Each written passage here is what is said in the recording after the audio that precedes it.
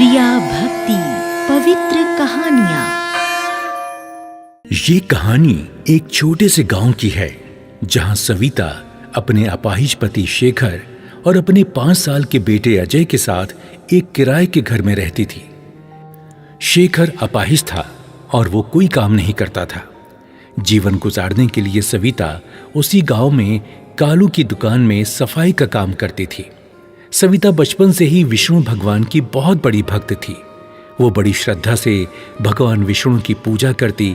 जब भी उसके जीवन में कोई समस्या होती तो वो भगवान विष्णु के सामने हाथ जोड़ लेती, अपनी परेशानी जाहिर करती, तब जाकर उसके मन को शांति मिलती। एक दिन सविता कालू की दुकान पर काम कर रही थी, तभी वहां सविता की पड़ोसन सुरेखा आई। अरे कालू भाई, मुझे 2 किलो चने की दाल देना। अरे सुनो सविता बहन, क्या तुम सुरेखा बहन को दाल तोल कर दे सकती हो? मैं थोड़ा कल के माल का हिसाब किताब कर लूं। जी मालिक, अभी देती हूँ। सविता सुरेखा को दाल तोल कर दे देती है। क्या सविता, तुम्हारे कैसे दिन आ गए ना कि तुम्हें एक मामूली सी दुकान में सफाई का काम करना पड़ रहा है। यहाँ काम करने के तुम्हें 50 या 60 रुपए से ज्यादा तो मिलते नहीं होंगे, है ना? सुरेखा बहन, मुझे अपने विष्णु भगवान पर पूरा भरोसा है और जो काम मैं यहाँ करती हूँ उससे मुझे कोई आपत्ति नहीं है। और हाँ, वैसे भी मुझे इतने पैसे तो मिल ही जाते हैं कि मैं अपने परिवार के लिए 2 समय के भोजन की व्यवस्था कर सकूं। हाँ, चल ये ले, अब पैसे काट दे दाल के। और हाँ, ध्यान से, 500 रुपए का नोट है। तूने पहली बार ही देखा होगा ना ये 500 रुपए का नोट। देख ले अच्छी तरह से, ऐसे ही होता है 500 का नोट, गरीब कहीं की। अरे मालिक जी, आप सविता बहन को पैसे वापस करके दे दीजिए। अरे सविता, गल्ला वहीं तो रखा है, उसी में से दे देना पैसे निकाल के। कालू का पैसों का गल्ला वहीं पास में ही रखा था। सविता जैसे ही गल्ले से पैसे निकालने लगी, तभी सुरेखा ने पीछे रखी एक चॉकलेट सविता से मांग ली। सविता ने जैसे ही पीछे मुड़कर देखा, तभी सुरेखा ने अपना हाथ डालकर कालू के गल्ले से नोटों का बंडल निकाला और जल्दी से अपनी साड़ी के पल्लू में छिपा दिया। ये लीजिए सुरेखा बहन। सविता ने सुरेखा को बाकी के पैसे और चॉकलेट दी और उसके बाद सुरेखा वहां से निकलकर पास में ही दीवार की आड़ में छुप गई। अब आएगा मजा। बड़ी बातें बना रही थी ना, अब देख मैं तुझे कैसे चोरी के इल्जाम में फंसाकर इस दुकान से हमेशा हमेशा के लिए निकलवाती हूँ। फिर देखती हूँ कि कैसे तू अपने परिवार का पेट भरती है। तभी कालू अपने गल्ले के पास आया और गल्ले में जब पैसे गायब देखे तो वो जोर से चिल्लाने लगा। कालू की आवाज सुनकर सुरेखा भी वहां आ गई। अरे क्या हुआ कालू भैया, आप इतनी जोर से चिल्ला क्यों रहे हो? अरे मैं सविता बहन, गल्ले में पैसे रखे थे, न जाने कहाँ चले गए। अभी तो मैंने 10,000 रुपए के नोटों का बंडल रखा था इसमें, अब वो पैसे कहीं दिख नहीं रहे। मालिक, मुझे नहीं पता, मैंने तो केवल सुरेखा बहन को उस गल्ले से छुट्टे पैसे दिए थे। मैंने पैसे नहीं निकाले गल्ले से। अरे तूने नहीं निकाले तो कहाँ चले गए? तेरे सिवा भी कोई आया भी तो नहीं है गल्ले के पास। सीधी तरीके से पैसे निकाल दे सविता बहन। अरे कालू भाई, इस तरह की गरीब औरतों को मैं बहुत अच्छे से जानती हूँ। ये पहले दुकान में काम करने के इरादे से अंदर घुसती हैं और फिर धीरे धीरे करके चोरी करना शुरू कर देती हैं। आप चिंता मत कीजिए, मैं अभी इसकी तलाशी लेती हूँ। सुरेखा सविता के पास आई और उसकी तलाशी लेने लगी। तभी सुरेखा ने चुपके से अपने पल्लू में से 10,000 रुपए के नोटों का बंडल निकालकर सविता की साड़ी के पल्लू में छिपा दिया और झट से वही बंडल निकालकर कालू को दिखाया। हाँ, ये देखिए कालू भाई, ये रहे आपके 10,000 रुपए। इस सविता ने पीछे अपनी साड़ी के पल्लू में छुपा रखे थे। ये सब क्या है सविता बहन? मैंने तुझे एक गरीब समझकर अपनी दुकान में काम दिया और मेरी ही दुकान में चोरी कर रही है तू। अरे तूने अब तक ना जाने कितनी चोरियां की होंगी मेरी दुकान से। नहीं नहीं मालिक, मैंने ये पैसे नहीं चुराए। मैंने आज तक आपकी दुकान से कुछ नहीं चुराया। मेरा विश्वास कीजिए, मैंने नहीं चुराए ये पैसे। कालू ने सविता की एक नहीं सुनी और उसे धक्के देकर वहां से निकाल दिया। सविता गिड़गिड़ाती रही, रोती रही, अपनी बेगुनाही साबित करती रही, लेकिन कालू ने एक नहीं सुनी। सविता रोते रोते अपने घर पहुंची और अपने पति और बेटे को सारी बात बताई। सविता रोज काम की तलाश में घूमती रही, पर कालू ने सविता के बारे में पूरे गांव वालों को बता दिया था। इसीलिए सविता को कोई भी काम नहीं दे रहा था। सविता काफी परेशान हो गई। उसके भूखे मरने की नौबत आ गई। अब हमारे घर का क्या होगा सविता? तुम्हें तो इस गांव में कोई काम देने को तैयारी नहीं। अब हम क्या खाएंगे सविता? हमारा जीवन कैसे चलेगा? भगवान विष्णु, आप तो सारी बात जानते हो ना कि मैंने उस दुकान में चोरी नहीं की थी, फिर भी मुझे उस चोरी के आरोप में दोषी करार दिया गया। अब मैं क्या करूं भगवान? मेरे घर में अन्न का एक दाना नहीं है।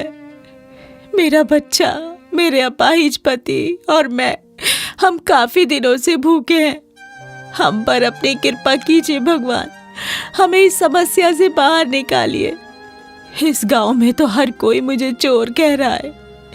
अब आप ही कोई चमत्कार कीजिए ताकि मेरी सारी समस्या दूर हो जाए और हम इस दुख भरे समय से बाहर निकल आए।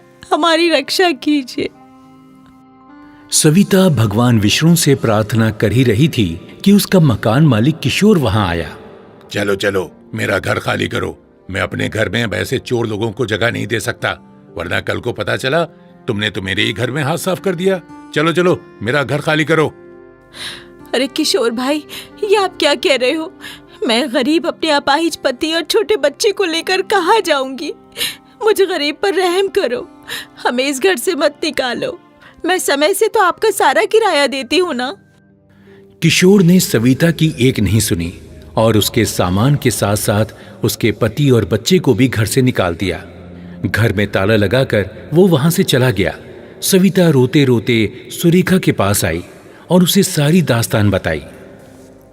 सुरेखा बहन, मैं आपसे विनती करती हूँ, मुझे गरीब की सहायता करो।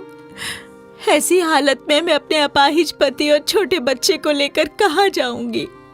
मुझे अपने घर में कुछ दिनों के लिए पनाह दे दो। मैं तुम्हारा ये एहसान जीवन भर नहीं भूलूंगी। अरे जाओ जाओ यहाँ से, यहाँ हमें रहने के लिए घर में जगह नहीं है और हम तुम सबको कहाँ से रखेंगे भला? जाओ जाओ, कहीं और जाकर सहायता मांगो। सविता उदास होकर दूसरे घर जाने लगी। तभी शेखर ने कहा, नहीं सविता, अब किसी और के घर मत जाओ। इस समय कोई हमारी सहायता नहीं करेगा। देखो, अब रात भी होने को आई है। हम यहीं अपने घर के बाहर सड़क पर सो जाते हैं। सवेरा होते ही हम तीनों इस गांव से कहीं दूर चले जाएंगे। रात को वो तीनों वहीं घर के बाहर सड़क पर सो गए। तभी सविता के सपने में भगवान विष्णु जी ने दर्शन दिए। सविता, मेरी पुत्री, अब तुम्हें चिंता करने की कोई आवश्यकता नहीं। इस गांव के बाहर एक दरिया है। कल सुबह अपने बेटे और पति को लेकर उस दरिया के पास जाना। वहां पर तुम्हें एक सुंदर सा घर दिखाई देगा। अब से वही तुम्हारा घर है। तुम उस घर में अपने परिवार के साथ सदा सुखी रहोगी। सुबह सविता की जब आंख खुली तो उसने अपने पति को अपने स्वप्न के बारे में बताया और परिवार के साथ दरिया के पास गई, जहां सच में एक सुंदर सा घर था। सविता जब उस घर में गई तो वहां सोने के सिक्के देखकर सविता और शेखर बहुत खुश हुए। अरे अरे सविता, यहाँ देखो, कितना सारा खजाना, ये सोने के सिक्के। ये हमारे भगवान विष्णु जी की कृपा है। देखिए, उन्होंने मेरी प्रार्थना सुन ली और हमें आशीर्वाद के रूप में इतना सब दे दिया। सविता और शेखर ने भगवान विष्णु जी की पूरी श्रद्धा से पूजा की और उस घर में खुशी खुशी रहने लगे। एक दिन शेखर दरिया के पास बैठा सोने के सिक्के गिन रहा था कि तभी वहां कुछ डाकू आ गए। वो शेखर के पास इतने सोने के सिक्के देखकर हक्का बक्का रह गए।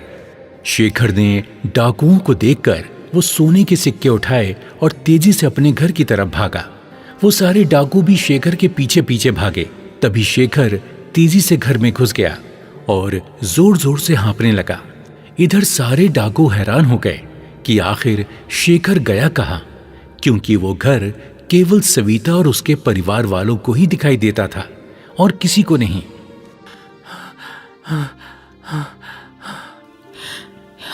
क्या हुआ जी, आप इतना कांप क्यों रहे हो? सविता मेरे पीछे डाकू पड़े हैं। क्या? डाकू? कहाँ है डाकू? दोनों अपने घर की खिड़की से उन डाकुओं को देखते हैं। अरे कहाँ गायब हो गया वो?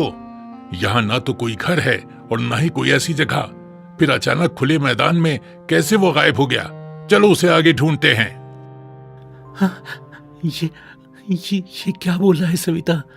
इन लोगों को हमारा इतना बड़ा घर दिखाई नहीं दे रहा, ये कैसे हो सकता है? जी, यही तो भगवान विष्णु जी का चमत्कार है। देखा आपने, ये घर केवल हमें ही दिखाई देगा और किसी को नहीं। अब हमारा ये धन कभी भी चोरी नहीं हो सकता। ये भगवान की कृपा है हम पर।